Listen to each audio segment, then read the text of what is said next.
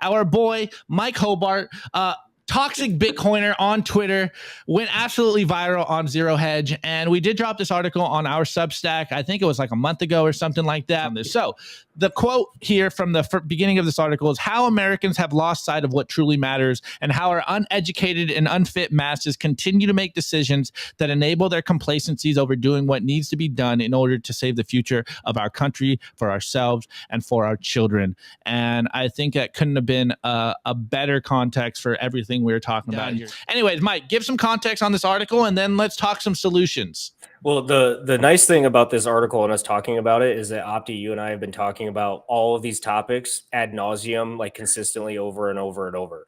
Like what? So a lot of you guys that have heard me talking in spaces for the last like year, I've kind of taken it upon myself to be like that, like the orange pill Trojan horse into some of like the financial Twitter conversations.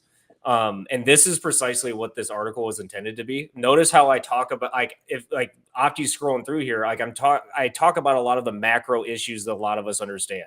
A lot of the American populace is extremely unhealthy and overweight, which you guys have heard me talk about ad nauseum.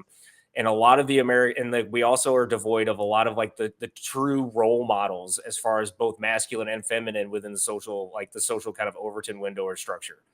And so I talk about how like Americans need to get outside of this echo chamber and start looking at some of these external sources for education, and especially historical precedents, which is why I plugged in two of my favorite documentaries into this article, which makes me even more excited about it getting featured in Zero Hedge, because All Wars Are Bankers' Wars is a great primer to a lot of these conversation points. Like there's a lot of historical context that's brought up that I don't know about you guys, but I did not ever hear when I was in high school or middle school.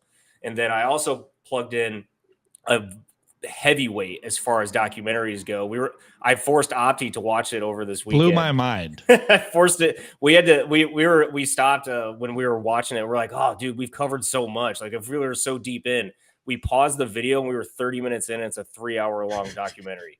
So like, I recommend everybody watch it, but like, if you need to take breaks, don't be embarrassed. But the fact that I got this into Zero Hedge with it was like 100,000 views earlier this morning, increasing the amount of people that are getting exposed to like how broken the fiat system is and how much they've played all sides of every war, which we all know. And like the fiat, the combination of the fiat hamster wheel, the military industrial complex, the central bankers playing every side of every war, just capitalizing off everybody's losses. It's disgusting. And then I get into how we like need to fix the education system. We need our parents to start doing better. But obviously we all know with the fiat hamster wheel, that's a little difficult with the number of parents, or with the number of jobs that parents are holding out there. So like I plugged a little bit of a Bitcoin argument into this article as well. And I'm excited. I'm hoping that like this got like quite a few people, like, you know, their minds turning and everything. And I just I'm just trying to give my contribute to getting this like bullish flywheel started so we can see some fireworks over the next 2 years.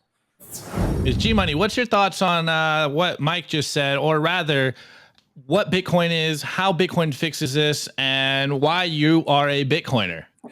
Absolutely. Loved Mike's article. And so, yeah, guys, like, you know, he's right. All wars are banker wars, right? And so what's happened over time, right? The media propaganda, which is funded by the fiat cartel, right? They give money to the propaganda artists. They do a false flag, right? We get these events where, you know, someone gets assassinated, something happens. And then what do? The bankers fund both sides of the war. They put weapons in both sides' hands, right? And then we go out and we kill each other. And then what happens at the end of it, right? The bankers collect interest. They collect money. We're left with less freedom. We're left with repairing the damage. We're left with killed loved ones, injured loved ones. And so this war we are fighting flips that script. Okay, instead of putting weapons into our hands and having us go shoot each other, Bitcoin puts the weapon into everybody's hands, and we are now fighting the bankers directly. Okay, we have brought the war directly to their doorstep. Okay, 1776. What did 1776 start because of? It was a tax revolt. Okay, if you are still paying taxes as a Bitcoiner, I'm sorry, but you're a domesticated Bitcoiner. Okay, we are going to win this battle. We are going to win it peacefully. Okay, but a tax revolt is what's needed. And opt out of their game, of their system, will break their system to the fullest degree. Okay, you're not going to get any political or you're not going to win this war by voting in the system you're currently in, right? It has to be broken. There is a digital 1776, like I said, that is coming. And it is by self-custodying your Bitcoin. Okay, that is your weapon. That is how you protect your DNA as a human. We have been caught in this incentive structure of corruption our entire lives. That's why we're fat. That's why we're lazy. That's why we have to work 80 hours a week just to put food on the table and have a nice lifestyle, right?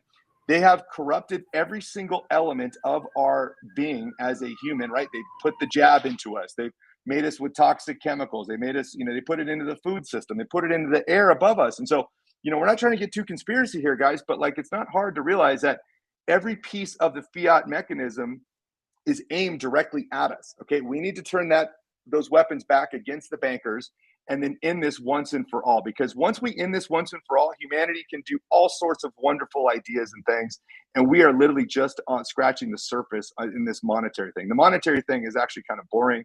Everything else after this and what this can provide to humanity as far as energy, as far as peace, as far as the utility for people to work together in a common goal without having the enemy always try to divide, conquer, and come up with this bullshit that we have to deal with every day. So, hell yeah, dude. That was a rant. Let's go. You know, when we bring guests on and it's a curveball, it's such good television. This is entertaining. Like, we couldn't have planned this better. We couldn't have planned this any better, because that's exactly what we talk about every single day. And I just always get inspired by bringing more and more Bitcoiners on the show, and all of us coming to the Schelling point. We all have the same understanding. It's like, look, the solution to this is very simple, guys. The problem, everyone knows what the problem is, but anyone that is a part of the corporate press always has what? Vote harder, bro. And it's just like, okay, all right. We understand that can't work. You can't fix the system from within the system.